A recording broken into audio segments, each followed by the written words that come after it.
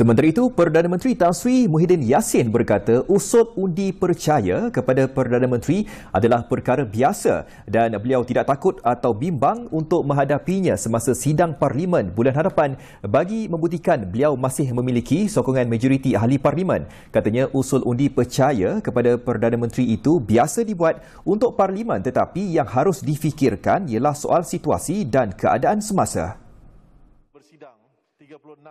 Tan Sri Muhyiddin berkata keputusan itu mengemukakan undi percaya kepada Perdana Menteri di Parlimen telah pun dipersetujui dan diperkenankan yang di-Pertuan Agong Al-Sultan Abdullah Riyayatuddin Al-Mustafa Billah Shah.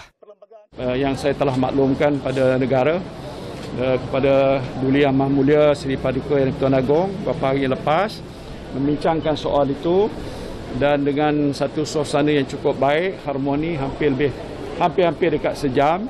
Kita bincang banyak perkara, antaranya lah isu soal sama ada saya mempunyai jumlah bilangan sokongan yang mencukupi. Saya yakin sehingga hari ini walaupun ada pengumuman dibuat oleh pihak tertentu yang kononnya tidak menyokong saya, mungkin depan macam itu. Dekat belakang mungkin tak tahu, ini masalah politik. Sebab itu Yang Tuan Agong pun berkenan, kata susah, confuse. Kata contoh saya pun confuse, banyak orang confuse kan. Jadi untuk nak menyelesaikan perkara itu, kita bawa ke Parlimen.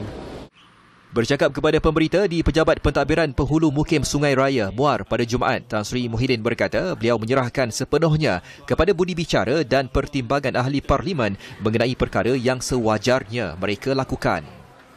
Tetapi yang harus difikirkan ialah soal situasi dan keadaan semasa ini. Apakah negara boleh menghadapi masalah sebegini dengan apa-apa rombakan, pertukaran dan suasana politik yang nanti kalut. Saya tidak katakan saya ramalkan begitu. Yang mungkin boleh menjejaskan pelan pemulihan nasional dan langkah-langkah yang saya sebut awal tadi, vaksinasi dan sebagainya. Beliau berkata demikian ketika diminta mengulas kenyataan Presiden UMNO Datuk Seri Dr. Ahmad Zahid Hamidi yang mempersoalkan sokongan majoriti Muhyiddin dan sidang Parlimen yang perlu dibuat September nanti. Terdahulu, beliau menyampaikan sumbangan bakul makanan dan makanan segar kepada penghulu Parlimen Paguh untuk diagihkan kepada masyarakat masing-masing.